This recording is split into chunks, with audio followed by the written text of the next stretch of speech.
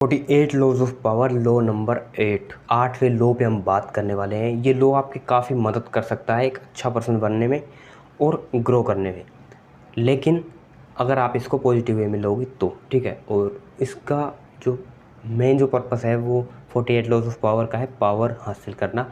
ये लॉ आपकी कैसे पावर हासिल करने में मदद कर सकता है उसी पे हम बात करने वाले हैं आज, ठीक है। तो ये लॉ क्या कहता है? Make people come to you, use bait if necessary. समझाता हूँ। लोगों को अपने पास बुलाएं, ज़रूरत पड़ने पर दाना भी डालें, ठीक है। सुनने में थोड़ा अजीब सा लगेगा, ज़रूरत पड़ने पर दाना भी डालें, लेकिन कैसे काम करता है वो देखते हैं। इस लोगों के हिसाब से अगर आपको पावर हासिल करनी है तो आपको लोगों के पास नहीं जाना।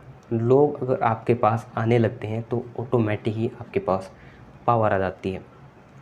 अब लोग आपके पास आएंगे क्यों? जब लोगों का आपसे काम निकलने लगेगा हर वे में, ठीक है। हर वे में जब आप इम्प्रूव करोगे खुद को तो लोगों का आपसे काम निकलेगा और इंटेंसली आप वो कर रहे हो। समझ रहे हो आप? मैं समझाता हूँ।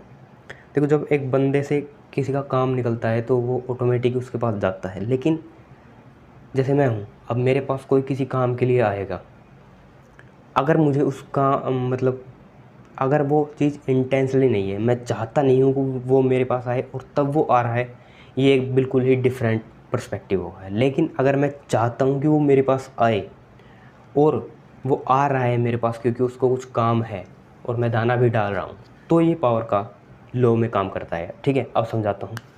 आपने देखा होगा शिकारी जो होते हैं, हंटर्स जो होते हैं, वो क्या करते हैं? वो जब मान लो किसी भी चीज़ का, आप पक्षियों का ही ले लो, ठीक है। बर्ड्स जो होते हैं वो उनको अगर शिकार करना है उनका, तो वो क्या करते हैं? पहले दाना डालते हैं। आपने देखा होगा, पहले दाना डालते हैं और एक दो जब बर्ड्स आते हैं सबसे पहले चेकिंग करने, देखने की कुछ गड़बड़ तो नहीं है, कोई प्रॉब्लम तो नहीं है, तो वो एक दो जो बर्ड्स होते हैं उनको कुछ नहीं कहते, उनको आराम से दाना खाने देते हैं, चुगने देते हैं और उसके बाद वो उड़ जाते हैं। अब और मतलब साइड से देखने वाले लोगों को तो लगेगा कि ये पागल है, क्योंकि ये दो बर्ड्स को तो ले ही नहीं रहा, ठीक है। इनको तो शिकार कर ही नहीं रहा, इनका तो ये हंट कर ही नहीं रहा, तो ये तो पागल हो गया शिकारी। असल में शिकारी पागल नहीं है। असल में वो क्या कर रहा है कि दो को खाने देगा, तभी तो उसके बाद 200 आएंगे। वो दो जाके बताएंगे कि भाई वहाँ पे बहुत सा दाना पड़ा हुआ है, हम खा के भी आए हैं। तब जब बहुत सारे एक साथ आएंगे बर्ड्स, तब उनको एक साथ पकड़ेगा, ठीक है। एक साथ शिकार करेगा, जाल बिछा के रखा है, लेकिन दो को नहीं पकड़ना, उसको 200 को पकड़ना है, ठीक है। दो में पावर नहीं है, 200 में पावर है, ठीक है। तो इस तरीके से ये लोग काम करता है कि लोगों को दाना डाल लें, लोगों को दिखाएं कि आप कुछ उनके लिए कर सकते हो, तब लोग आपके पास आएँ, तब आपके पास पावर आती है, ठीक है।